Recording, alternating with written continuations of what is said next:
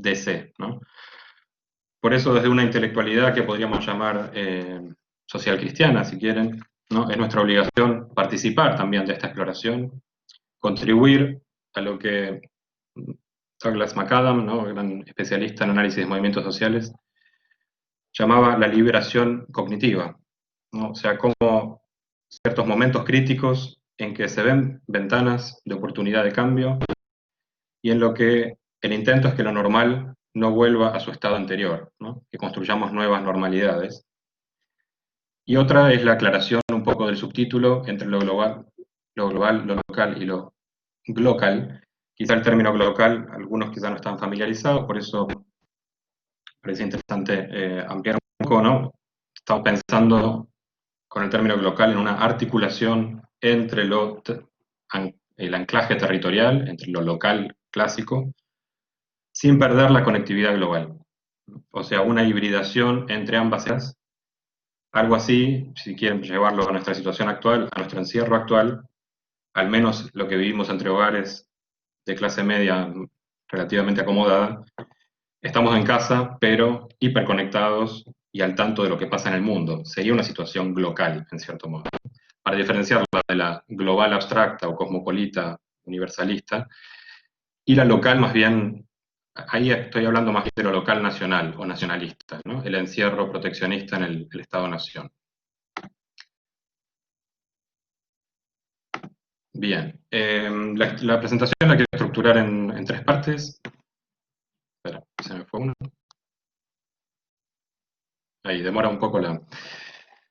primero pensar la relación entre coronavirus y globalización, ¿no? En qué sentido es un fenómeno claramente global, pero que a la vez recibe respuestas nacionales, o sea, que dan cuenta de dos características centrales de la globalidad, que son la enorme interdependencia, pero a la vez lo que podríamos llamar aceleración desincronizada. Segundo, sobre todo, bueno, si ya leyeron el texto que circuló, ese es el núcleo, ¿no? Que tiene que ver con ciertos problemas, llamar la atención sobre algunas cosas que a mi juicio no se habían tematizado en la hiperproductividad que hay sobre este tema, que tiene más que ver con la circulación de conocimiento, la comunicación política del coronavirus, ¿no? Y cómo el coronavirus desenmascara la posverdad y las reacciones más particularistas o proteccionistas o negacionistas, como las quieran llamar. Y una tercera, que es más un ensayo o también a construir en común, que es una propuesta de pensar escenarios de salida, distinguiendo primero, ¿no? Escenarios reactivos, los más clásicos, proteccionistas, negacionistas, pero concentrándome en los que serían transformativos. Y distinguiendo estas tres posibles escalas de acción, ¿no? Globales, locales, nacionales y glocales. Y pensando también en qué estrategias se abren desde los tres ámbitos estructurales en que podemos dividir a la sociedad, ¿no? El Estado, el mercado y la sociedad civil. Entonces, sobre lo primero, dos cuestiones principales sobre el vínculo entre coronavirus y globalización. Primero, digamos, globalización o globalidad es un término muy usado, pero muchas veces mal definido.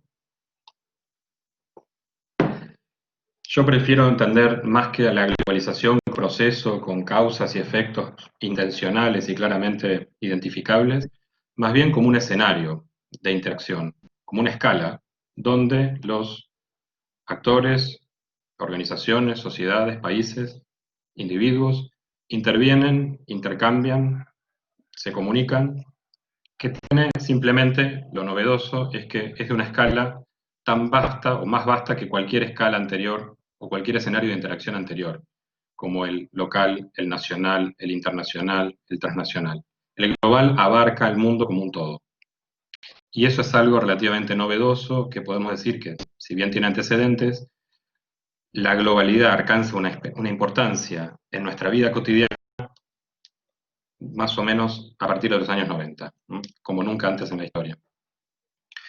Gracias principalmente a dos cosas, la revolución digital y el fin del socialismo real o el fin de la Guerra Fría.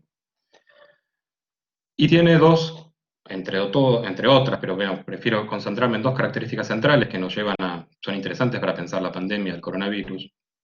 Una es el aumento exponencial, ¿no? De la interdependencia y de la complejidad, ¿no? Donde las decisiones tomadas en un territorio, en un espacio, impactan en el conjunto, en prácticamente en toda la escala, en el globo completo. Es muy difícil quedar librado o abstraerse de ese tipo de los efectos de una decisión o de un fenómeno que aparece en algún lugar. Y la otra es la idea de simultaneidad, vinculada con esto, ¿no? La idea de interdependencia, de complejidad, que hace que las acciones o las escalas de interacción se van complementando, se van sumando. Esa es otra idea, ¿no? Que muchas veces al principio los profetas un poco de la globalización consideraban que la globalización hacía desaparecer el Estado-nación. En realidad complejiza las relaciones entre lo global, lo internacional, lo nacional y lo provincial, pero sin hacerlas desaparecer. Lo que tenemos es una gran simultaneidad de escalas de interacción. Otra característica de lo global es la compresión de tiempo y espacio, la cercanía, la proximidad, aunque estemos físicamente distantes, y la posibilidad de concebirnos, construir identidades y criterios de semejanza aún con los que están físicamente alejados. Y esto trae, obviamente, tiene dos implicancias o problemas claves principales ligados también a lo global y su relación con el coronavirus. Es la idea de aceleración desincronizada que ofrece el sociólogo alemán Hartmut Rosa. Él considera que la aceleración es un dato central de la modernidad. Lo novedoso sería que, digamos, en la modernidad más o menos podemos decir que los procesos de aceleración en la economía, en la política, en la cultura, en la religión, en la vida cotidiana, se van dando con un ritmo más o menos acompasado. En este caso, lo novedoso sería la desincronización de la aceleración. Entonces tenemos grandes tendencias de enorme aceleración, por ejemplo, la expansión de un virus en un mes, más o menos, o en dos, a todo el mundo, pero a la vez las respuestas de los organismos internacionales, de los gobiernos nacionales, es completamente desacelerada, lenta. No tenemos una aceleración que acompañe a lo que va sucediendo en alguna de estas dimensiones. O sea, la capacidad de procesamiento y de reconocimiento de la interdependencia es débil, sobre todo desde la política.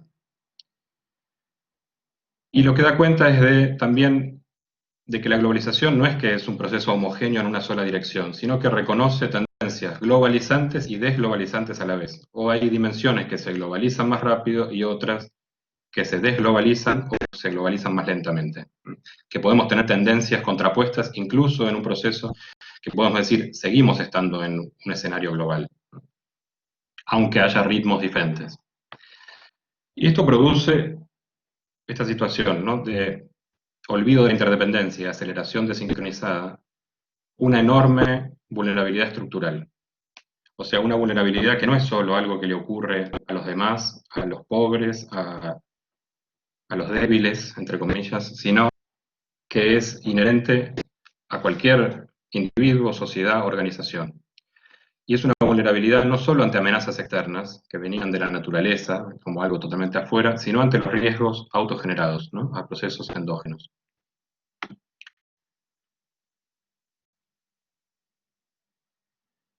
Entonces, la pandemia como un fenómeno global, evidentemente da cuenta de una, como origen, ¿no? Si bien hay debates en torno al origen, si es claramente, tiene que ver con depredación y crisis ecológica, o con la extrema soberanía descontrolada de la ciencia y la experimentación, ¿no? Cuando se dice que el virus escapó de un laboratorio en Wuhan, bueno, también da cuenta de eso, no necesariamente de una crisis ecológica, sino también de una ciencia autocentrada e irreflexiva. Pero sí, lo que nos da cuenta claramente es de una extrema interdependencia, no ya entre sociedades, entre economías, entre culturas, sino entre sociedad y naturaleza, en lo que se ha dado a llamar el antropoceno, ¿no? O sea, se habla desde la geología de que estaríamos en una nueva era geológica, ya desde los años 50, de la segunda posguerra. ¿Y por qué una nueva era geológica y por qué se llama antropo y no Holoceno o Pleistoceno? Además, porque el agente fundamental de modificación de la naturaleza es por primera vez en la historia natural el mismo ser humano.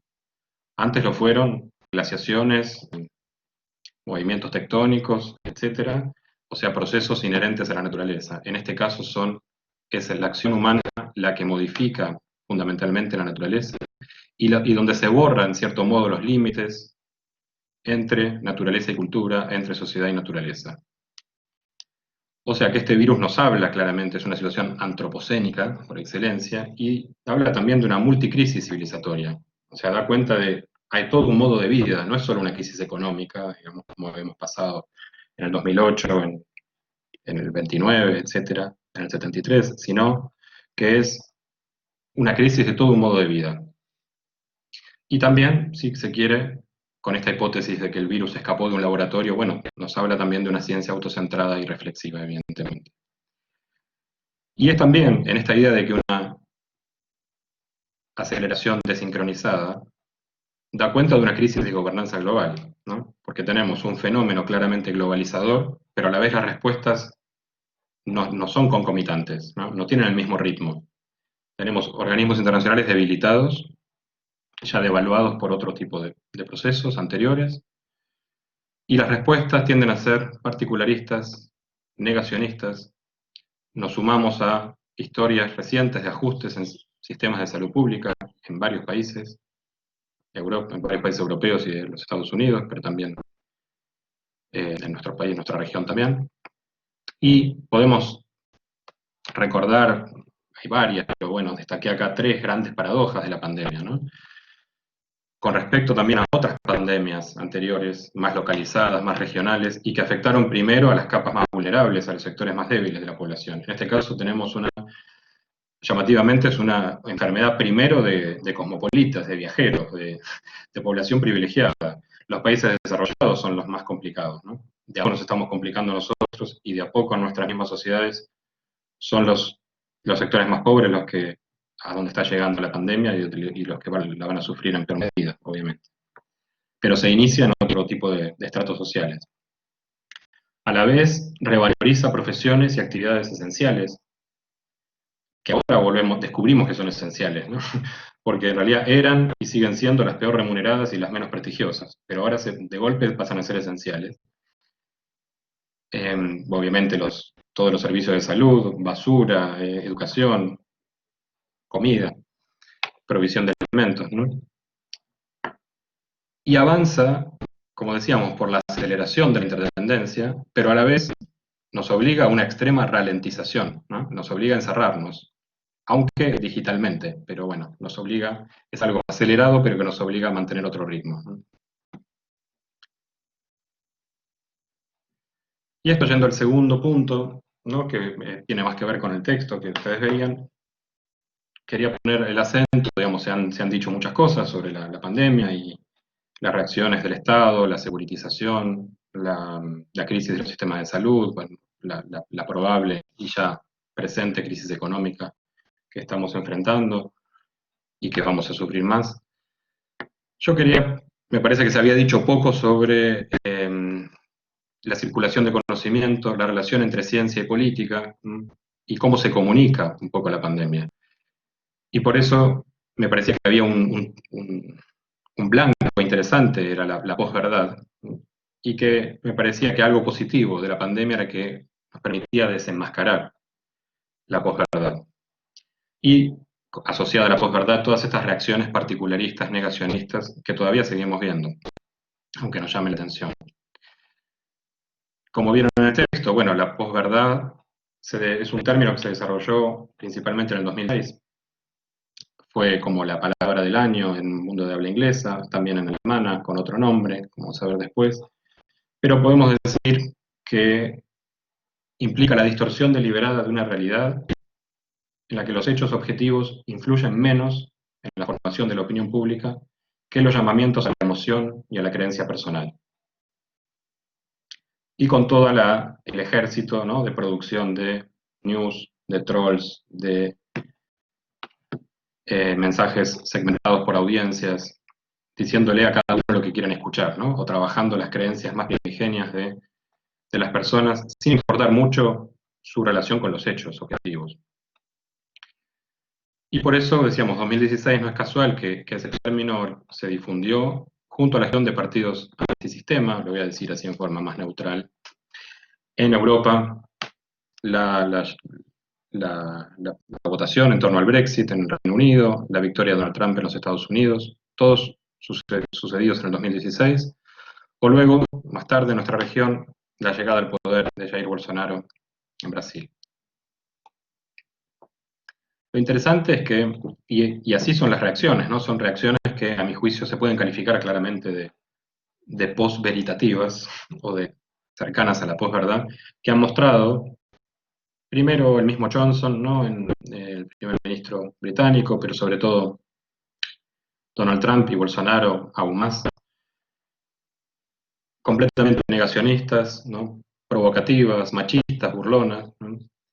Y esto, el virus, lo hace superfluo, ¿no? Muestra su banalidad, su carácter post-veritativo, ¿no? Con esa facticidad brutal que tiene, lamentablemente, el número de contagios y una letalidad también bastante importante.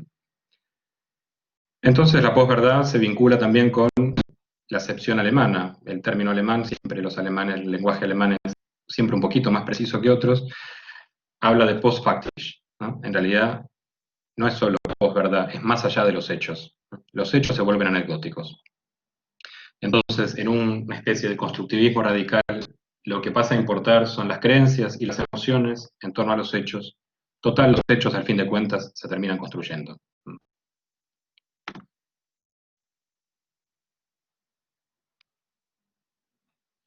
Y evidentemente, esta retórica de la posverdad se inscribe en perdón, hay un error, en un nuevo autoritarismo proteccionista, cuyo principal déficit, podemos decir, que esto es lo más importante, ¿no? Es el olvido de la interdependencia. Claramente es una tendencia desglobalizadora, no necesariamente postglobalizadora, sino claramente desglobalizadora, que trata de reducir y de situarse por fuera de lo global, siempre con esta ilusión de que es posible salvarse, uno se puede salvar dentro del Estado-Nación, volviéndose a proteger en ese encierro, en esa supuesta potencia y poder que ofrece el Estado-Nación, sobre todo cuando se trata de Estados-naciones más o menos poderosos. Y que tiene, por supuesto, también una falacia, la falacia de pretender enfrentar riesgos globales en solitario. O sea, si los riesgos globales son claramente interdependientes, afectan, no necesariamente por igual, pero afectan a todos los seres humanos en el planeta, difícilmente podremos enfrentarlos en solitario por decisiones autocentradas y sin ningún esquema cooperativo. Y por eso lo que muestran,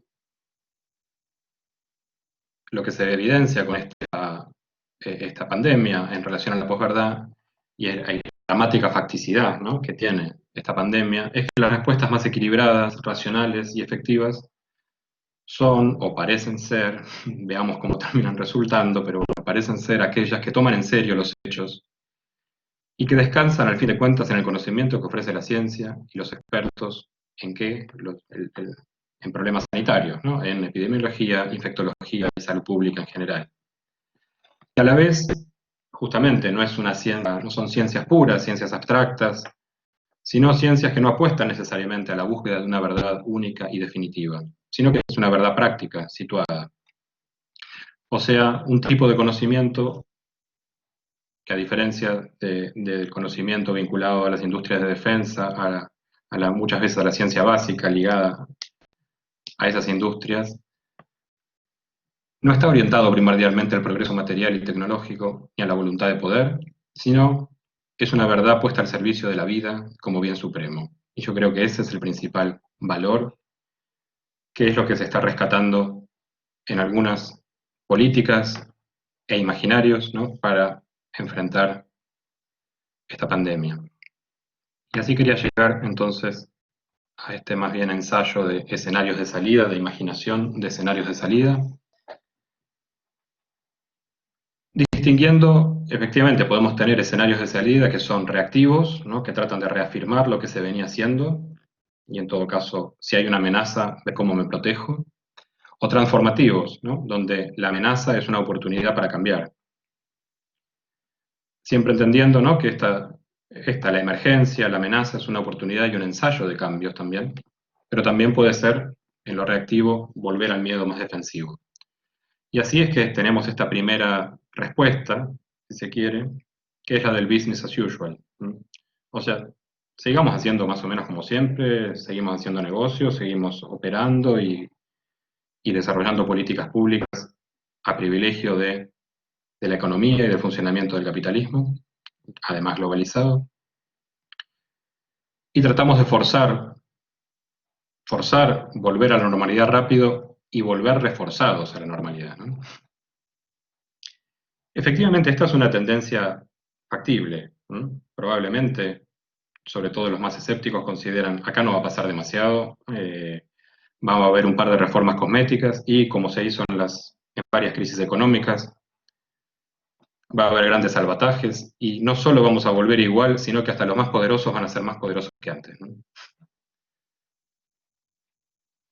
Bueno, no digo que eso no sea probable, prefiero apostar por otra cosa, me parece que al menos el ejercicio lo permite. Yo creo, pero además hay razones teóricas para ello, ¿no? Primero, por ejemplo, como lo plantea Branko Milanovic, que trabaja en el libro La desigualdad mundial, él encuentra que todas las situaciones de pandemia y de guerra han sido situaciones de reducción de la desigualdad, ¿no? Teníamos tendencias al aumento de la desigualdad mundial o global, o sea, entre países y entre clases sociales en los distintos países, que luego de pandemias y guerras han cambiado la tendencia.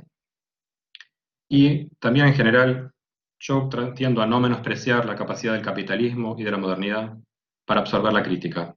E incluso lo que aparentemente es anómalo es capaz de la enorme resiliencia, ¿no?, que tiene el capitalismo y la modernidad para incorporar lo anómalo, lo crítico y para procesar situaciones límites. Entonces me parecía más interesante, era más fácil, ¿no? Yo en un momento dije, bueno, empiezo a pensar la reacción nacionalista, y ponemos ahí a todos los malos, bueno, a Trump, a Xi Jinping, a Putin, a todos los que ustedes quieran, y vemos, bueno, ¿cuál es la alternativa a esto? Me parecía más interesante o más sutil, si quizás, pensar una diferencia entre dos transformaciones, dos niveles de transformación. Uno que es el adaptativo y el otro que tiene que ver con el aprendizaje, o sea, que tiene una exigencia mayor. La transformación adaptativa viene más bien de la cibernética o la biología, ¿no? Como un organismo recibe, es capaz de captar las señales del entorno, y lo que intende, un entorno que se ha vuelto más complejo y desastre, lo que intenta es ajustar sus respuestas, modificar algunos de sus vínculos con ese entorno, en lo que podríamos decir un ajuste comunicacional, ¿no?, con ese entorno, pero sin alterar su estructura básica como organismo. En términos sociales, sería sin alterar sus preferencias, intereses y valores fundamentales. Una exigencia mayor, un grado de mayor transformación, implica el aprendizaje. O sea, donde ahí el entorno no solo nos plantea desafíos y mayor complejidad, sino que da cuenta de un daño, ¿no? Y un daño del cual hemos sido de alguna forma responsables. Por lo tanto, hay una carga moral en esa respuesta. No es solo que me conviene cambiar algunas cosas que ya se han visto anticuados, ya no, vemos que no funcionan más o no van a ser toleradas, sino que hay un deber. ¿Por qué? Porque uno produjo un daño. Por lo tanto, exige algún nivel de revisión de preferencias, intereses y valores y las prácticas que uno llevaba con ese entorno que ha producido esta situación. Esto nos abre entonces lo que serían estrategias globales, que serían, yo las considero más cercanas a la lectura adaptativa, ¿no? Es como un poco, bueno, la respuesta más liberal, globalista a la crisis, mayor institucionalidad, mayor cooperación internacional. La respuesta que dije que no iba a considerar a fondo, que es la más fácil, que podemos hacer una caricatura muy rápida, ¿no?, de la más local, nacional, proteccionista, defensiva, y la vinculada yo con la que creo vinculada con el aprendizaje, que sería una respuesta más bien local. Y las voy a distinguir en los tres ámbitos estructurales en que uno se suele distinguir a la sociedad, ¿no? Entre Estado, mercado y sociedad civil, o la sociedad moderna al menos. Y es un ejercicio también imaginativo. Acá me disculpo, mi PowerPoint era más lindo, más prolijo, tenía las flechas mejor ubicadas y los temas mejor planteados a la derecha, pero bueno, acá quedó todo medio entremezclado, espero que no se pierdan. Tenemos las respuestas que podemos imaginar y promover. Esto es una apuesta descriptiva y normativa también, obviamente, como decía en la presentación. ¿Cómo nos imaginamos unas respuestas adaptativas del Estado? Estas respuestas más globalistas, si se quiere. Bueno, en el orden internacional es esperable una revitalización de los organismos internacionales. Se está hablando ya de un nuevo plan Marshall global, y donde el G20 puede tener un rol estructurante de esas respuestas. En el plano nacional es esperable un Estado más presente, pero sí con mayores niveles de securitización y vigilancia digital de la intimidad, y también con mejoras en sistemas de salud pública. O sea, yo no estoy diciendo que la respuesta adaptativa sea abominable, ¿no? Es interesante, ojalá haya algo de respuesta adaptativa, simplemente que podemos pedir un poco más y podemos luchar por un poco más. O sea, por alguna perspectiva de aprendizaje. Que, a mi juicio, y esto es algo obviamente que incluye una dosis de utopía, en el orden internacional supone la promoción de espacios no solo de organismos internacionales, no de gobernanza internacional clásica, sino de gobernanza global. Es decir, donde los miembros, los valores, los intereses no son necesariamente ni primordialmente de estados-naciones, sino de ciudadanos, que logran escalar y logran articularse a nivel global. ¿Y en torno a qué? En torno a grandes bienes públicos globales, en este caso la salud. Y donde hay un esfuerzo importante internacional y global en torno a la ayuda humanitaria y a la prevención de catástrofes. Y buena parte del dinero, de la política, de la legislación, está puesta ahí. Y en el plano nacional, donde el Estado también está mucho más orientado a la provisión y conservación de bienes públicos, de bienes comunes, mediante reformas tributarias, reducción de desigualdad y promoción de políticas de cuidado. ¿Cómo nos imaginamos reacciones adaptativas y de aprendizaje en el mercado? ¿Cuáles serían salidas o respuestas que aparecen desde el mercado como gran ámbito societal fundamental, obviamente? Es esperable la respuesta adaptativa. Yo creo que nos habla de un mayor proteccionismo a nivel comercial y de las economías nacionales, y mayor inversión pública en lo que es el mercado, la constitución de las empresas. Un aumento de la digitalización y también de las empresas ligadas a la economía digital, obviamente. Promoción de la cooperación científica y dinero, financiamiento de la cooperación científica, pero, esto es importante, sin alterar la protección de la propiedad intelectual. Un mejoramiento de infraestructuras urbanas, ¿no? Se está hablando mucho de cómo grandes ciudades se vuelven a manejar y los grandes hubs, ¿no? Los grandes nodos comunicacionales, aeropuertos, centros de logística, puertos, ¿no? Cómo se repiensan en esta situación post-pandemia. En general podemos decir, de una recuperación, en cierto modo, de la economía productiva frente a la financiarización, que es la tendencia actual.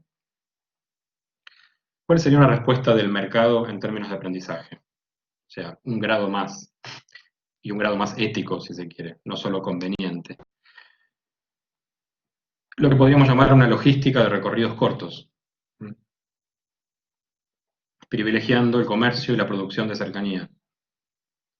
Un esfuerzo y un financiamiento no puesto en la provisión de bienes públicos globales, no solo la garantía estatal por instituciones y legislación al respecto, sino el mercado financia, ¿no?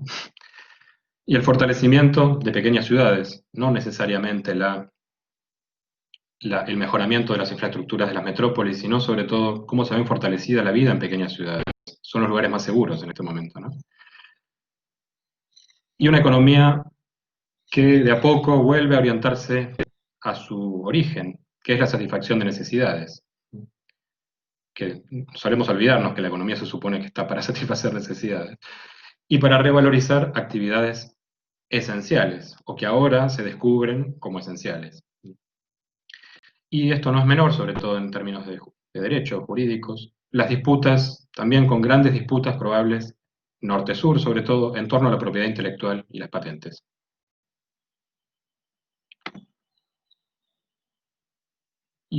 ¿Cuáles serían las respuestas aquí desde la sociedad civil? Pensando en sociedad civil, también es un término muchas veces mal utilizado, es que somos todos los individuos sueltos, todo lo que no es mercado y Estado, sino la asociatividad de los ciudadanos. Supone que son individuos organizados, o si quieren, un término caro a nuestra cultura política o aparte de nuestra cultura política, algo de comunidad organizada, ¿no? Una respuesta adaptativa desde la sociedad civil tendría que ver más con el consumo responsable, la subsidiariedad en general, ¿no? Lo que no puede hacer el Estado o las empresas, bueno, cómo aparecen, la asociatividad para complementarla. El cuidado, pero un cuidado de sí mismo, sobre todo, ¿no? Sobre todo en una situación amenazante, privilegiar el cuidado de uno mismo. La promoción de la sustentabilidad, sin duda, pero ahí está la pregunta, ¿qué hacemos sustentable? Estamos volviendo sustentable, es decir, más durable, un modo de vida que ya está probado que no es sustentable. O sea, prolongamos la sustentabilidad de algo no sustentable. Y una preocupación por el desarrollo, en lo que políticamente podríamos decir una democracia de baja intensidad. Ahora, una respuesta de la sociedad civil, más abierta al aprendizaje, descansa más bien en la idea de Jeremy Rifkin, ¿no? El sociólogo norteamericano que habla de prosumidores, ¿no? Todos somos de alguna forma, en una sociedad más horizontal y más conectada en red, por ejemplo, en términos de energías renovables, ¿no? Si tenemos una celda solar en nuestra casa, bueno, somos consumidores, pero también productores, ¿no? Aportamos a la red cuando nos sobra o no usamos y tomamos de esa red cuando lo necesitamos. En esta emergencia de lo local, ¿no? De esta territorialidad conectada, ¿no? Que nos importa lo global y pensamos globalmente, actuamos localmente. Y una promoción y una generación de redes de cuidado, pero donde el cuidado principal no es del sí mismo, sino del otro y del entorno, y sensible también a las diferencias de género, que son enormes en las redes de cuidado. Diferencias y desigualdades de género. Y es importante también es una apertura a la transformabilidad, que no es mera sustentabilidad, porque como decía, sustentabilidad es hacer más durable lo que ya sabemos que no es sustentable, sino aquí es cómo nos abrimos a experiencias innovadoras que hablan de una permanente transformación, donde la transformación no es un proceso excepcional, solo ante una situación de crisis, sino que se vuelve permanente. Y donde más que preocuparse por el desarrollo, lo que se trata es de explorar el postdesarrollo e incluso el decrecimiento en algunas esferas, en algunos países, en algunos sectores económicos. Y en un contexto más bien, más que de democracia de baja intensidad, de democratización fundamental, que no es simplemente democracia política, sino igualación en el acceso a los bienes públicos y a la satisfacción de necesidades. Por eso, para ir terminando, me quedan solo dos estudios. Esta apuesta ética, si quieren, ¿no? Por la escala local, por el momento de aprendizaje, que implica, ¿no?, recuperar esta imaginación política o esta liberación cognitiva, ¿no?, del este lema un poco trillado, pero que me parece que vuelve a ganar actualidad, de pensar globalmente y actuar localmente, que no supone, como decíamos, no negar la importancia de una respuesta adaptativa. Como decía, ojalá haya al menos una respuesta adaptativa, pero es tensar un poco más, ¿no? Exigir un poco más y promover algo más, sobre todo desde nuestro lugar. Y un poco es llevar esta idea de plan Marshall global, que se empieza a esbozar, sobre todo desde los países centrales, o organismos internacionales o del mismo G20, al Green New Deal, ¿no?, del cual están hablando sobre todo movimientos ambientalistas e intelectuales, pero también en el norte global. Algo incluso todavía mejor o más adecuado en un diálogo norte-sur, de los cuales ya se empieza a conversar que sería un pacto ecosocial y económico global, para no dejarlo tan verde, ¿no? Solamente. Hay que incluir la dimensión económica y social en las disputas ecológicas o ambientales, donde la justicia social se piensa junto a la justicia ambiental y en un diálogo norte-sur. Y principalmente, si quieren, a nivel más filosófico, ¿no? Esto nos obliga, ¿no?, a cuestionar la idea de autonomía, tan sacrosanta, ¿no?, desde la modernidad occidental, que consideramos que nuestro fin último es ser seres autorregulados. Reconocer, en cambio, la estructural importancia de la interdependencia y de la vulnerabilidad en que nos encontramos. Y cómo uno piensa lo social y las ciencias sociales, jurídicas también, si nuestra base no es un individuo poderoso y autónomo, sino un individuo débil y vulnerable, e interconectado permanentemente. Es otra forma de pensar la realidad, ¿no?, donde el acento entonces cae en políticas de cuidado y de reparación de daño. Y pasamos de ese clásico moderno, que es el trabajo productivo, y cómo desde ahí se organiza lo social y lo político, a la primacía de la vida. Y en esto, lo bueno que hay aliados, digamos, o hay algunos que nos antecedieron, y esto no lo hago simplemente porque yo sé que es del gusto de la casa, de la USAL por un lado, pero también de este ámbito, de este seminario permanente, la referencia al Papa Francisco y a la siempre actual iluminadora encíclica Laudato Si. Acá hay una cita en la página 148 que me parece excelente para pensar esta problemática.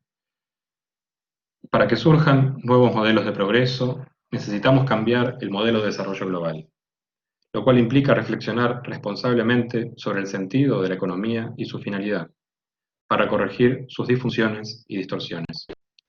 No basta conciliar en un término medio, adaptativo si quieren, le pondría yo, el cuidado de la naturaleza con la renta financiera, o la preservación del ambiente con el progreso.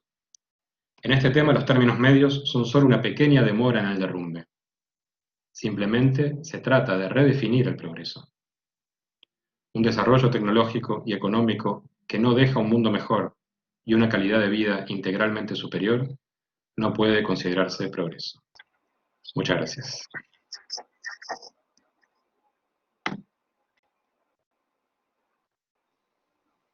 Muy bien, Y le doy la palabra. muchas gracias, Alejandro. Damos la palabra a Juan Bautista. Hola, buenas tardes a todos. Bueno, Alejandro, la verdad que qué interesante tu exposición. Yo siempre rescato mucho de tu exposición, es que nos das categorías de análisis permanente, digamos. No te limitas a la coyuntura, sino que nos das herramientas para poder analizar el mediano y el largo plazo también. Creo que hoy no fue la excepción. Por supuesto que esta exposición, por lo menos en mi caso particular, la tengo que digerir con detenimiento, ¿sí? Tiene mucha miga, es muy interesante. Lo que sí quería preguntarte, hay un montón de cuestiones acá, ¿no? Pero me resulta muy interesante porque entiendo que vos ves como la posibilidad de un cambio de paradigma, ¿no es cierto?, en el sistema global. Algunos hablan, digamos, del cambio de paradigma del capitalismo financiero, otros directamente del cambio de paradigma del sistema de producción y consumo. Digamos, hay muchas lecturas sobre esto, pero me interesa esto que vos señalaste, que creo que está tomando cierto vuelo, que es el pacto social y económico. A ver si, por supuesto que esto es nuevo, ¿no? A ver si vos, ¿cómo te lo imaginás? ¿Cómo ves? ¿Cómo se podría dar ese pacto? Si primero hay que hacerlo a nivel local, a nivel nacional, para después proyectarlo a nivel regional y en última instancia, o se dan todos los planos juntos. ¿Cómo lo imaginás? ¿Cómo lo ves, Alejandro? Bueno, gracias por los comentarios. A ver, en términos, si me pongo en términos más realistas, creo que de todas formas el horizonte de aprendizaje, o el horizonte en el cual se inscribiría un pacto ecosocial y económico global, sigue estando todavía en el terreno de la utopía y de algo por lo que tenemos que luchar, ¿no? Es una invitación también a promover esto. El escenario, si se quiere, más probable, creo yo, es el adaptativo. O sea, creo que el que no hace nada o el que refuerza lo existente y el utópico me parecen ser los menos probables. Lo más probable es que haya respuestas adaptativas, creo yo, por antecedentes históricos y teóricos a los cuales referí, pero bueno, se pueden ampliar. Lo del pacto ecosocial y económico es una respuesta también en la imaginación, primero, de movimientos sociales, movimientos ecologistas, en un diálogo norte-sur importante. Como actores principales, si se quiere, no pienso que serían estados nacionales, ¿no? Los estados nacionales pueden participar, me parece que esto tiene que ver más con pueblos, ¿no? O intereses o valores que representan a distintas posiciones eh, que se articulan transnacionalmente, ¿no? Me parece acá que un modelo, nuevamente, no vuelve el Papa Francisco, pero el Sínodo de la Amazonía, si bien es algo hecho dentro de la Iglesia Católica, pero bueno, es una cosa muy porosa también, que fue bastante ecuménico, es un ensayo, me parece genial, ¿no? Como antecedente, como iniciativa, que rompe con el molde estatal nacional, porque nos habla de un ecosistema, e incorpora a todos los actores y a los pueblos originarios y no solo, que están en situación de vulnerabilidad en ese ecosistema, y piensa en respuestas, en valores, en intereses, en marcos institucionales para ese ecosistema. Entonces es como que la unidad de análisis cambia. En concreto, bueno, yo valoro tu pregunta, pero es exigente en términos de realismo. Es algo a construir, ¿no? Es algo a construir y a tensar respecto de que me parece interesante al menos cómo fui estado escuchando en los últimos, hace una semana que, que escuché del término, ¿no? Más o menos, pero porque todo va muy rápido, ahí sí hay aceleración de ideas.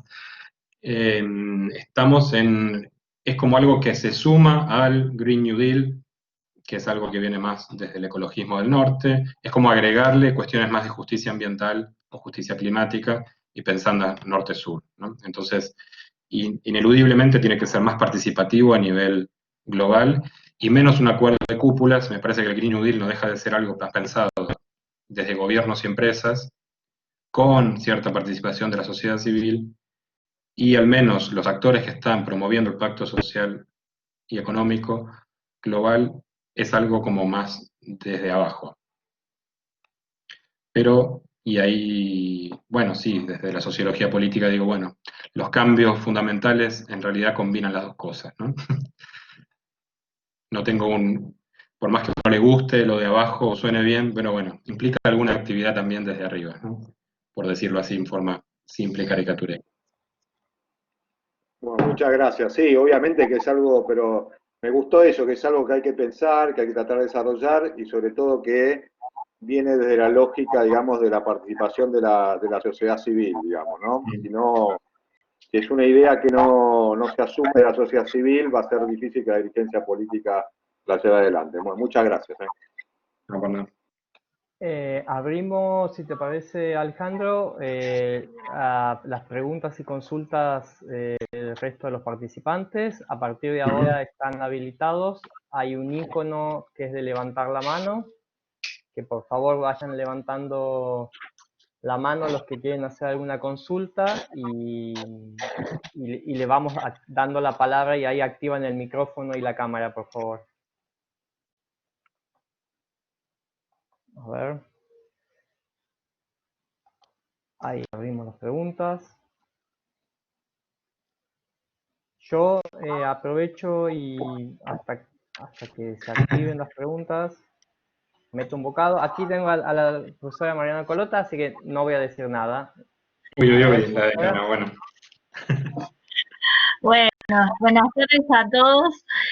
Felicitaciones Alejandro, la verdad que me parece una presentación de un nivel epistemológico muy interesante, un buen llamado a la reflexión en estos tiempos, ¿no?, de pandemia, donde creo que hay una serie de ejes que nosotros como formadores también de carreras universitarias creo que nos vienen bien para reflexionar sobre nuestros egresados. Me gustó mucho dentro de todas las puntas de reflexión esto que decís de la revalorización de las profesiones esenciales o las funciones esenciales de la sociedad, y me gustaría ver si podés continuar en esa línea comentándonos un poco más. Gracias. ¿Reunimos, Guillermo, reunimos 2 o 3 o prefieren una a una? ¿Cómo quieras vos, Alejandro? ¿Quieres que reunamos un par? Sí, mejor, por mi parte. Bueno, Segolén tenía una pregunta. Le pedimos, a ver si Segolén puede. Aquí está. Sí. ¿Me escuchan? Perfecto. Sí, gracias. Sí. Hola, hola Alejandro, hola, Hola. Guillermo y todos. ¿Qué tal? Sí, un placer escucharte, la verdad. Gracias. Me, lo- me llamó la atención, dentro de muchas cosas, ¿no? La relación que existe entre el COVID y la posverdad, y siguiendo tu razonamiento que, que realmente yo tomo el mismo camino desde unas semanas, ¿no? De pensar que si viene un cambio, va a venir de abajo, de la gente, de la sociedad civil. Bueno, eso es algo que nos invitaste a pensar desde lo concreto, y efectivamente frente a la vulnerabilidad, la respuesta viene de lo concreto y del tejido social, muy de uno a uno, ¿no? Eso es por un lado, ¿no? Por otro lado, por eso me llamó mucho la atención que vos hagas referencia a la posverdad, porque en mi ámbito cultural, en mi mente, en la posverdad se refiere más a un ámbito que podríamos llamar ideológico, entonces que toma quizá un inicio con la realidad, pero después, y si doy una definición quizá un poco audaz, porque muy, no de diccionario, ¿no? De la ideología, es que la ideología para mí en un momento se va de la realidad, desconecta de la realidad y crea un sistema que ya no tiene relación con la realidad. Entonces, ¿cómo, ¿cómo podría ser el futuro de la posverdad?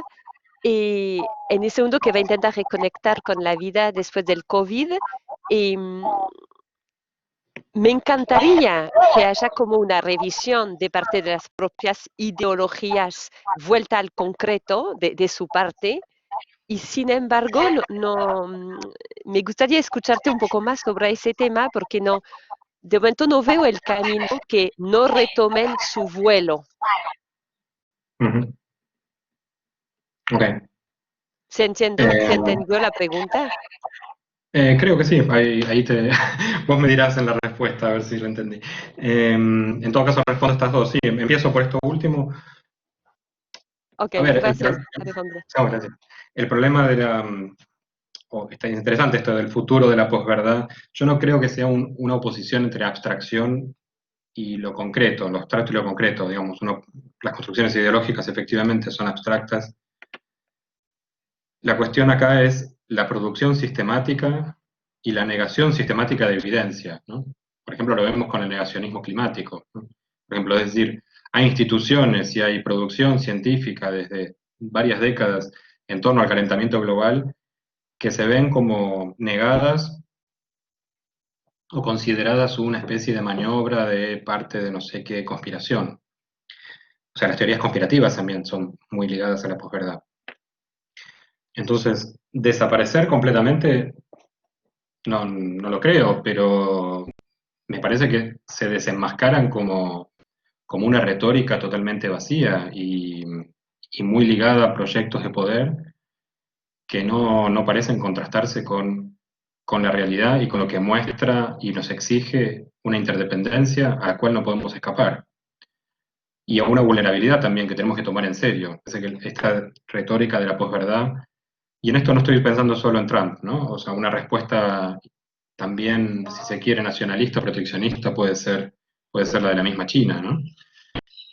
Por más que ahora quiere lavar un poco su imagen con la ayuda humanitaria y todo, pero esa idea de perseverar en un proyecto de poder por uno mismo, ¿no? Creer que realmente se puede hacer completamente poderoso. Lo que vemos acá, lo interesante, una de las pocas cosas que uno puede celebrar de este virus es que encima afectó primero a los más poderosos, ¿no?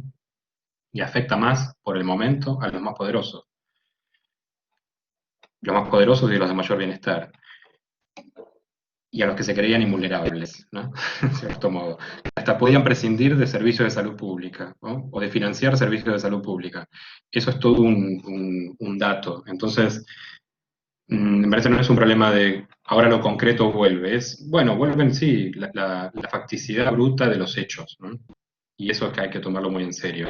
Entonces no es ciencia, ni la no ciencia, ni la ciencia pura, ¿no? Sino esta ciencia mucho más situada, más involucrada en problemas específicos, por ejemplo, la epidemiología, ¿no? Y todas las ligadas a ello, me parece como un rescate importante. Y esto nos engancha un poco con lo esencial, ¿no? Las funciones o trabajos esenciales, yo diría que en síntesis son los que están vinculados a necesidades muy básicas, que tienen que ver con la mantenimiento, conservación, ¿no? Y promoción de la vida. La vida nuestra, la vida de los demás y la vida de los otros seres vivos que comparten nuestro mundo, ¿no? Nuestro mundo natural y social y cultural.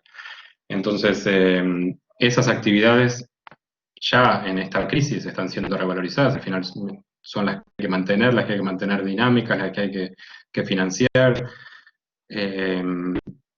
Encuentro que habría un esfuerzo importante en términos de política y de actuación empresarial también, por revalorizar, primero simbólica y materialmente, esas actividades que al fin de cuentas vemos que son las que mantienen la vida funcionando, ¿no?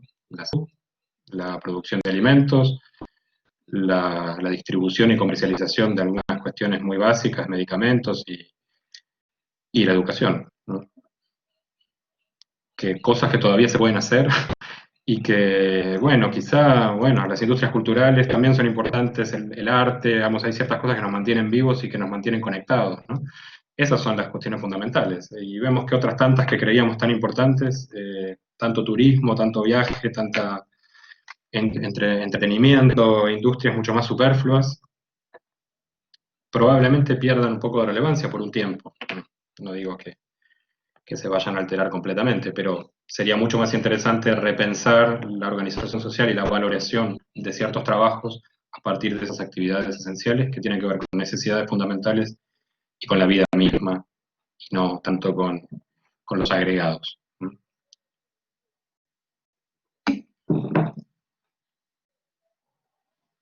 Ahí Juan Carlos tenía una consulta. Juan Carlos.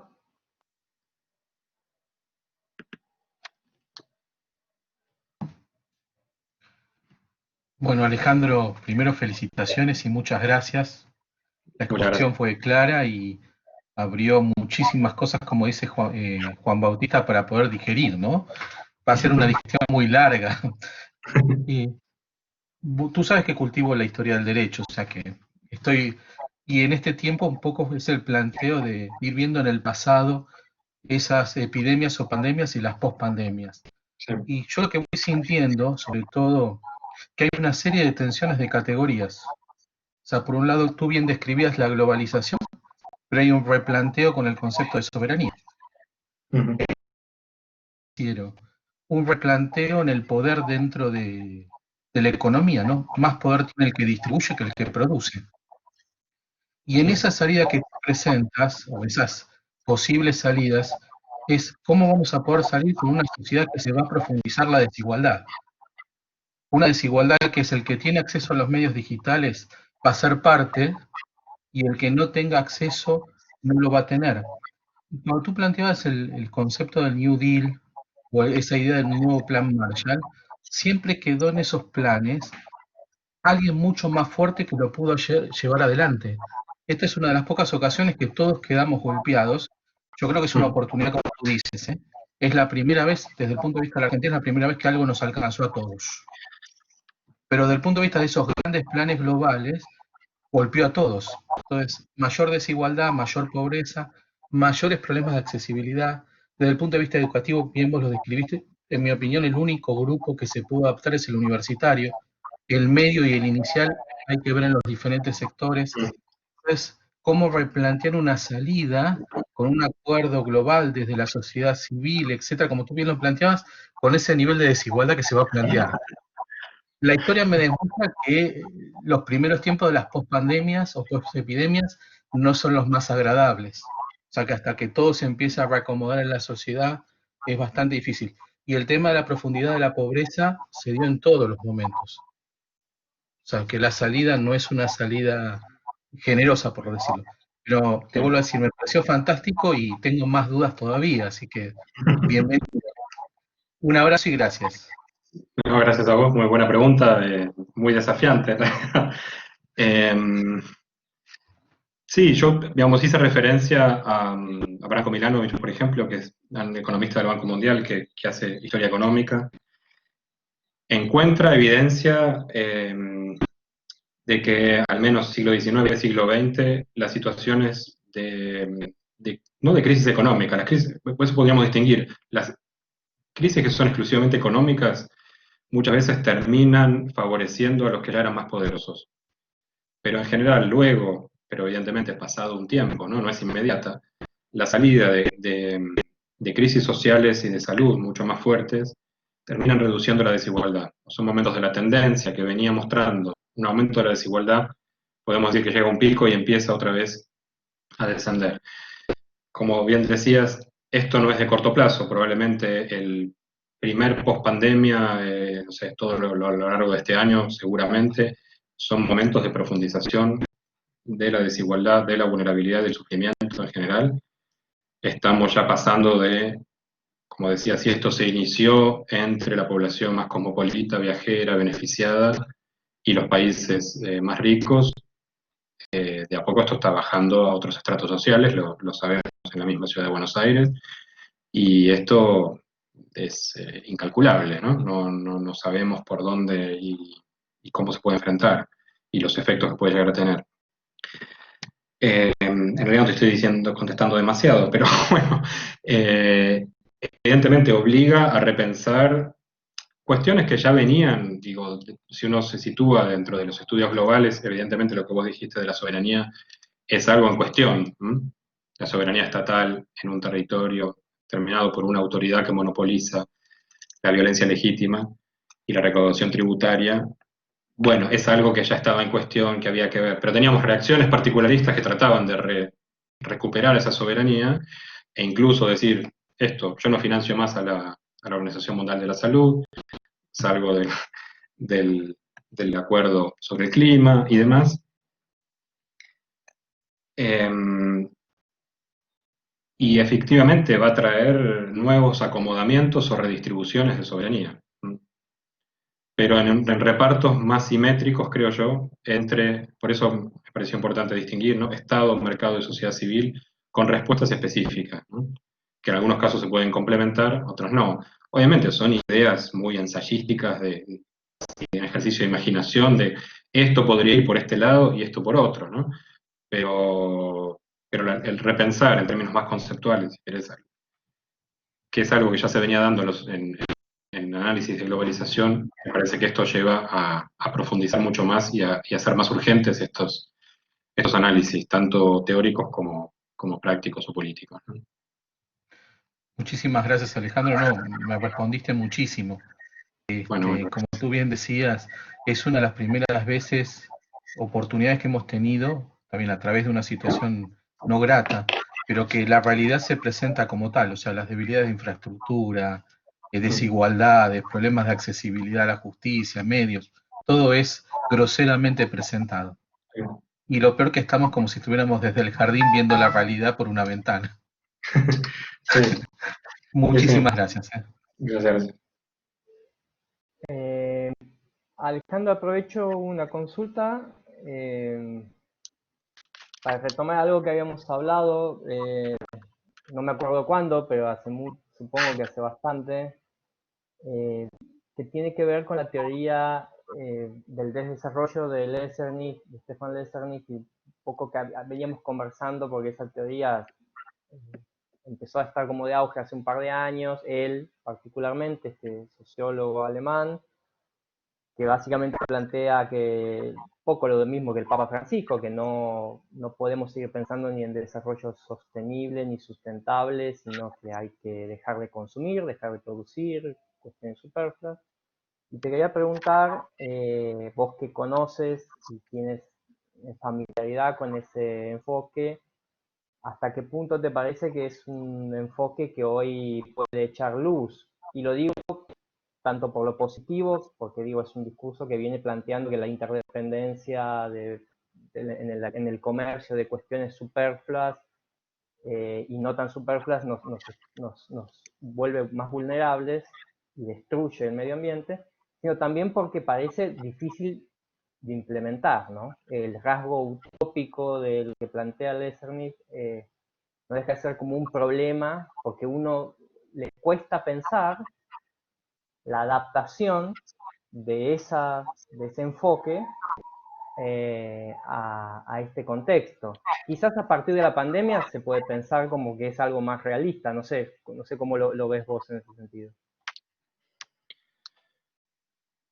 Sí, yo creo que efectivamente es más realista y más urgente.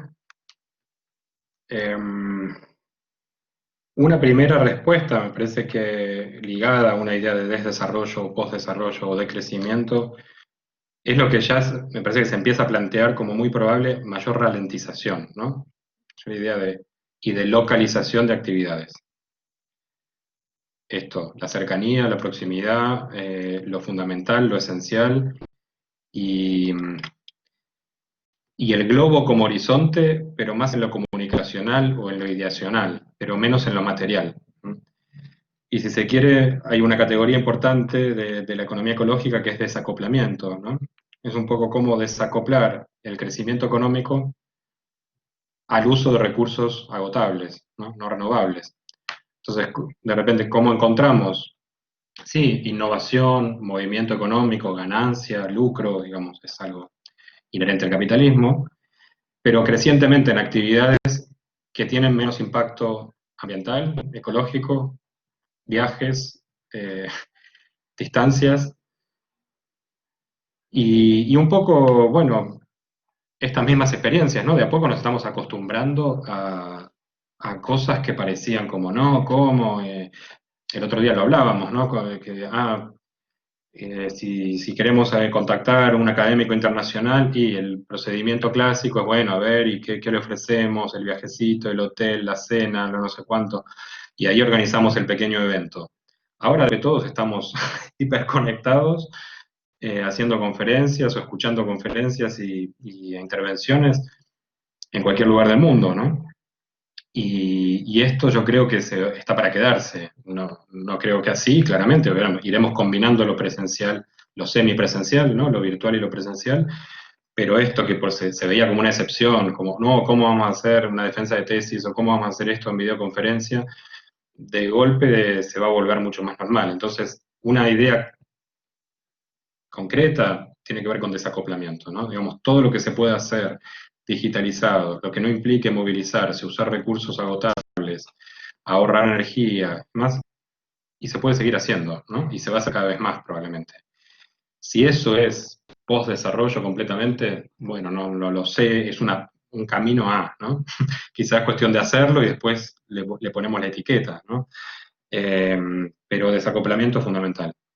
Y ralentización, ¿no? Hay cosas que se hacen más lentas y más cercanas, ¿no? Y no necesariamente las tenemos que... Y eso es un poco lo local, ¿no?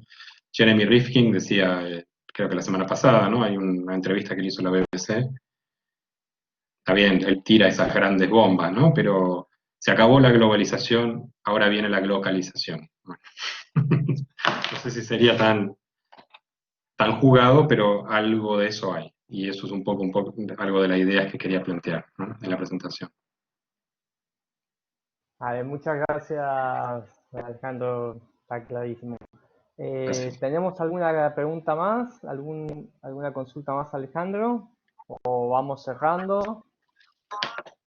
Alejandro, por favor.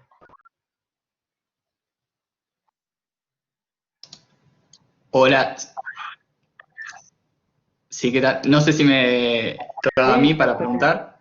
Ah, ok, gracias. Sí, por Bueno, favor. ¿qué tal, Alejandro? Perfecto. ¿Cómo va? Mira, te quería consultar porque en la presentación, digamos, al final hablas de una apuesta ética, cosa que me gustó y a su vez me llamó la atención porque creo que no estaba planteado en el texto, por lo menos como tal, en el que compartiste. Y quería pedirte si podías, digamos, desarrollar un poco más esta idea, digamos, puntualmente, por qué hablar de una apuesta ética en este momento en relación con esta idea de lo local y en relación con la idea de desarrollo, ¿no? Que es un poco el concepto que cerraba en función de la Laudatio de Francisco.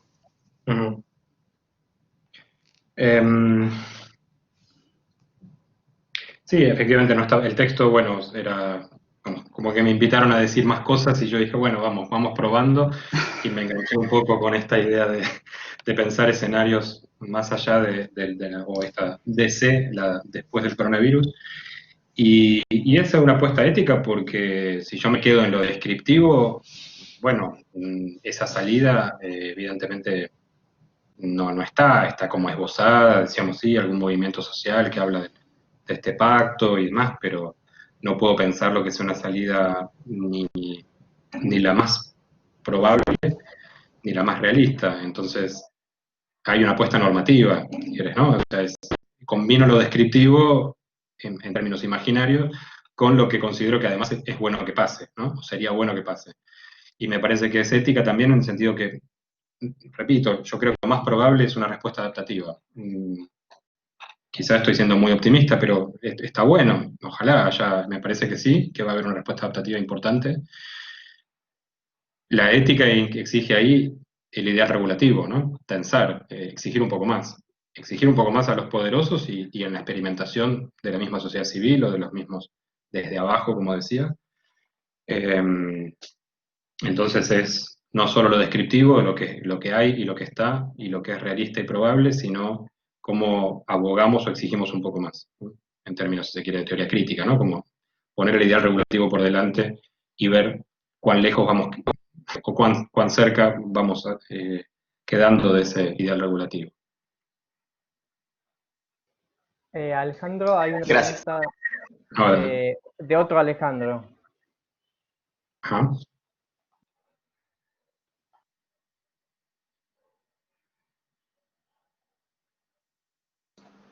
Hola, ¿se me escucha? Sí, perfecto. Buenísimo, buenísimo. Muchas gracias por la exposición, Alejandro. Yo llegué un poquito tarde a la charla, así que me perdí la primera parte, tenía mal el link, pero yo justamente lo que más me interesaba era, bueno, yo leí el texto que mandó Guillermo, así que ahí vi algo muy interesante que planteas, que es lo del coronavirus que desenmascara la posverdad. Entonces, yo tenía un conflicto un poco con eso, y que es el que tengo con la palabra posverdad, que un poco creo que lo comentaba Segolén, ¿no? ¿Qué es lo que entendemos por posverdad, ¿no? Para mí es a veces un poco difícil disociarlo con la idea de posmodernidad, ¿no? Porque cuando se plantea en el año 2016, con todos los fenómenos, Trump, Brexit, me parece que estaba más asociado a algo mucho más reducido al modo de presentar el discurso y las ideas de esas experiencias políticas.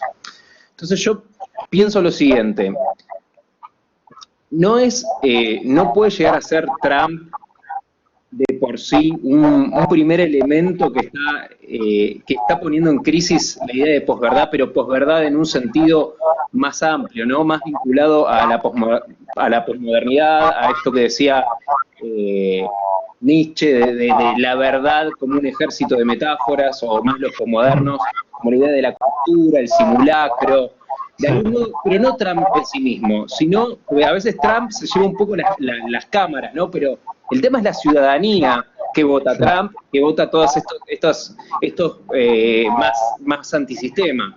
Entonces yo pienso lo siguiente: ¿no estaremos viendo por ahí un proceso de solidificación frente a esta experiencia más líquida de que también hablaban los posmodernos, y no serán en todo caso la nación, la familia, la religiosidad, experiencias comunales elementales que forman parte de estos bienes esenciales que vos decís que son materiales, pero estos no tan materiales también. Digo, esta era la pregunta. Gran pregunta, creo que la respondiste, solo. Sí, tiendo a coincidir, o sea, yo te diría, creo que ahí se está acoplando, pero a ver, en el texto era un texto breve, prefiero ser como más quirúrgico, ¿no? Y decir, bueno, está bien, posverdad ya es bastante difuso en sí el concepto, entonces, bueno, no sé si quería ahondar, ni tampoco tengo tanto estudiado como para decir, bueno, los orígenes de la posverdad, cómo se vincula con otras posturas. Sin duda hay un vínculo interesante, no lo había pensado, digamos, con una sensibilidad posmoderna. Ahora, yo no soy tan crítico de la posmodernidad, no me parece tan terrible. Y la verdad como verdad absoluta también me parece complicada, ¿no? Me parece que por eso rescataba esa ciencia mucho más aplicada o verdad situada y específica o contextual, más que ideas de verdad absoluta muy modernas, ¿no? O sea que si se quiere, yo no me siento tan ajeno a esa sensibilidad posmoderna, ¿no? Parece que la posverdad es una manipulación de eso, si se quiere, por fines políticos, y que se ha visto como paradójico, ¿no? Pero parecía que es más útil para llegar al poder que para preservarlo y administrarlo, ¿no? Porque una vez que se está en el poder, la posverdad no parece ofrecer mucho, o parece muy corta, ¿no? Por eso, porque las mentiras son cortas, ¿no? Entonces es muy difícil gobernar con posverdad. De repente llegar al poder es más fácil, pero los ejemplos principales nos muestran eso. Y en realidad un poco lo global es una combinación, esto que decía, tendencias globalizantes y desglobalizantes, es una combinación de lo líquido y lo sólido, si se quiere, ¿no? Entonces, hay liquidez o movimiento de lo líquido, como diría Bauman, por ejemplo, la digitalización. Y eso no sé si está tan mal, ¿no? Ahora, una respuesta local sería, y bueno, mantenemos esa conectividad y esos flujos que nos permiten también construir sociedades globales, planetarias, identificación y comunicación de calidad. Pero claro, con otra pata, como diciendo, bueno, una pata está puesta ahí y la otra sí, en lo más sólido, ¿no? En lo más sólido, más enraizado, que sí, familia, aldea, pueblo, pequeña ciudad, religión, que tienen otra tradición, otra historia. Me parece que hay un desafío en esa combinación, en esa hibridación de esos dos espacios, de lo líquido y lo sólido, o lo acelerado y lo lento, y esos son desafíos como digo, en términos experienciales, ¿no? Importantes, porque cortar uno por el otro es la reacción defensiva, ¿no? Y creo que eso sería desaconsejable. Pero buena pregunta, sí, muy, muy interesante. Alejandro Segolén, la última pregunta y vamos cerrando, así vamos cumpliendo con el horario más o menos pactado. Segolén. ¿Vale preguntar dos veces? No sé si... Bueno, si tiene intenciones, Segolén, de preguntar, que pregunte. Sí, gracias. Sí, corto, ¿eh? Volvemos desde lo académico y pensamos sobre estas realidades que nos afectan en el día a día, al final, para volver a ¿qué va a seguir ahora? ¿Cómo va a seguir? La respuesta que vamos a encontrar es adaptativa o distinta. Me parece que la durabilidad de respuesta que se pueda dar tiene que pasar por volver a pensar quién es el hombre. Porque una solución por tan adaptativa que sea o tan válida en un momento tendrá duración y permanencia solamente si, quizá gracias a esa experiencia de vulnerabilidad que vivimos mundialmente y personalmente, en nuestra propia carne y con todos los demás, me parece que si bien, vamos a tener que pasar por un trabajo reflexivo de pensar quién es el hombre para poder dar una respuesta verdadera a una crisis así, porque si no vamos a quedar en algo muy exterior, ¿no? En una solución muy transitoria, muy poco duradera. Lo mío era más una reflexión que una pregunta. Sí, no, estoy de acuerdo. Bueno, un poco al final, cuando yo decía hay que repensar esa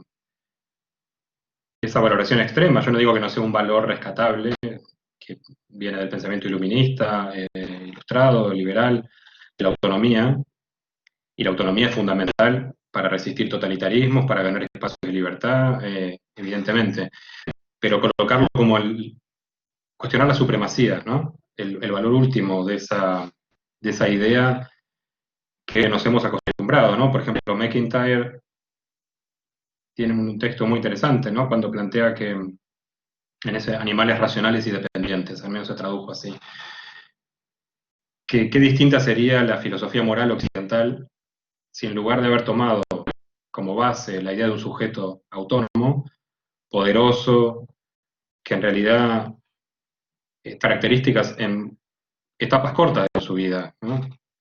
Yo diría que en la juventud, más o menos, ¿no? Podemos decir que somos seres que nos creemos más o menos autónomos y poderosos, pero que en buena parte de las fases de la vida somos completamente dependientes y vulnerables, y que buena parte de nuestros congéneres también lo son, y no solo en unas fases de la vida, sino en su vida completa.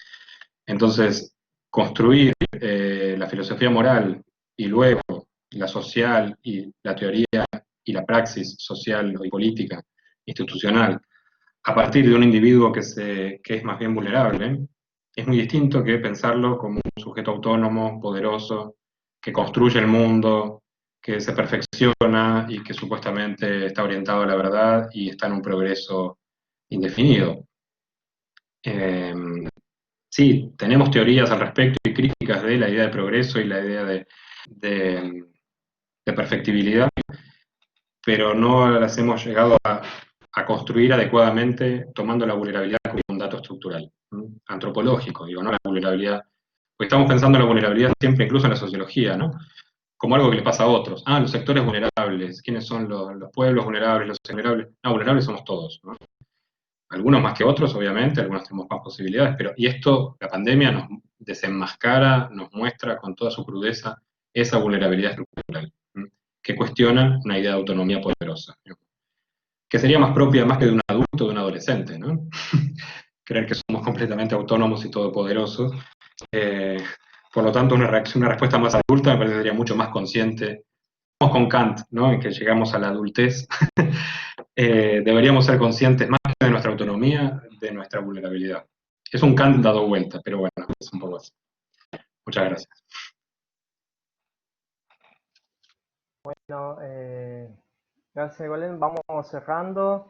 Lo que dijiste de la autonomía me hace recordar mucho a Habermas y la crítica Schmidt, ¿no? Sobre los terrores de la autonomía, que siempre pensaba en términos de autonomía en lo político particularmente es bastante terrorífico, ¿no? Pero también en lo humano, porque la autonomía absoluta es una divinización. Es un texto, me acuerdo de Habermas hablando de eso. Alejandro, muchísimas gracias por tu exposición. Bueno, qué decir, siempre tan clara y tan jugosa, tan rica, para intercambiar y para seguir procesando. En la modalidad del seminario, solo decir que vamos a mandar los próximos encuentros. Tenemos el próximo el 15 perdón, el 1 de junio, que viene, es una forma de decir también, Roberto Gargarella a discutir democracia, ciudadanía y constitución, también en este escenario post-pandémico, pero tratando de encauzar debates que vienen de antes, cuestiones que están ahí y que parecen acelerarse, desacelerarse o tensionarse más fuertemente a partir de este contexto de pandemia. Poco coincidimos en que lo que estaba sigue estando, digamos, esto ha profundizado inercias o hace más visible algunos aspectos, pero las tendencias son las que vienen y bueno, el desafío es tratar de sostener en esta modalidad que, como bien dijiste, no toda la posmodernidad es malo, y esto por lo menos nos posibilita en este escenario tener espacios de reflexión, ¿no? Que es algo muy importante. Como yo te quería agradecer muchísimo a todos los asistentes también y bueno, dejarlos invitados para próximos encuentros. No sé si quieres sacar con algo vos en particular. No, bueno, agradecerles a ustedes nuevamente y atreverse también a estos temas. Uno podría abstraerse y seguir en el business as usual, pero bueno, se lo tomaron en serio. Y agradecer la participación, las preguntas muy interesantes, los comentarios de los participantes en el seminario. Y bueno, ojalá trataré de seguir participando en el seminario permanente. Así que gracias, buenas tardes para todos. Y seguimos en contacto, cualquier consulta o por mail o cosas, podemos seguir conversando en este formato. Que sigan bien, muchas gracias. Perfecto, gracias Alejandro. Bueno, muchas gracias a todos. Nos vemos en próximos eventos. Hasta luego. Un saludo a todos. Muchas gracias.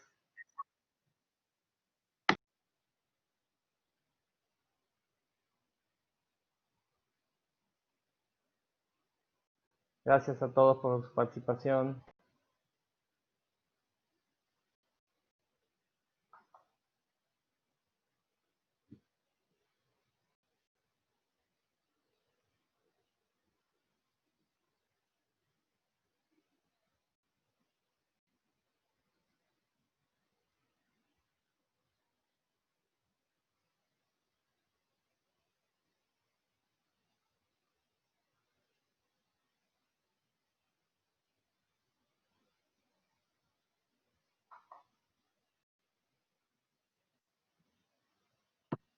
¿Qué tal? ¿Los moderadores seguimos un ratito más? Sí, seguimos. Yo estoy... Vamos a hacer el wiki.